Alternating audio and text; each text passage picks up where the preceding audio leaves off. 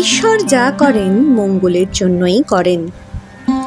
কুলহীন সমুদ্রের মাঝখানে একখানা জাহাজ প্রচণ্ড ঝড়ের মধ্যে পড়ে লণ্ডভণ্ড হয়ে গেল। সেই জাহাজে অলৌকিকভাবে বেঁচে যান একজন যাত্রী। সে ভাঙা জাহাজের কাঠে ভাসতে ভাসতে এক দ্বীপে এসে পৌঁছালো। প্রতিদিন সে দ্বীপের তীরে এসে বসে থাকত, এই আশায় যদি কোনো জাহাজ অথবা সমুদ্রযাত্রী এসে তাকে উদ্ধার করে। কিন্তু প্রতিদিন তাকে হতাশ হয়ে ফিরে আসতে হতো। এরই মধ্যে সে সমুদ্র তীরে একটি ছোট ঘর তৈরি করে ফেলল। সেখানে সে রান্নাবান্না আর বিশ্রামে আশ্রয় হিসাবে পেয়ে গেল। সে প্রতিদিন মাছ শিকার করে ও জঙ্গলের ফলমূল খেয়ে বেঁচে থাকত। এরই মধ্যে একদিন সে জঙ্গলে খাবার সংগ্রহ করতে গেল এবং সন্ধ্যায় ফিরে এসে দেখল তার রান্না করার চুলো থেকে আগুন লেগেছে। তার ঘরটি পুড়ে ছারখার হয়ে গেছে।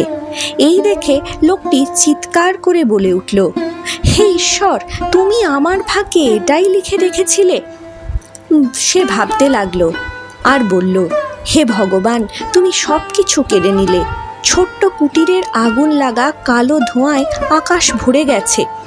পরের দিন সকালে এক জাহাজের আওয়াজে তার ঘুম ভাঙল।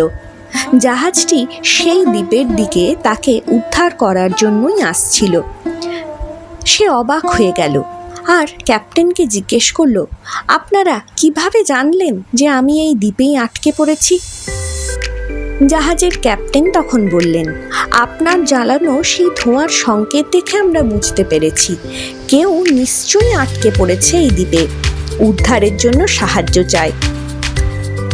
পরমেশ্বর ভগবান আমাদের ভালো ও মন্দের দ্বারা পরীক্ষা করেন।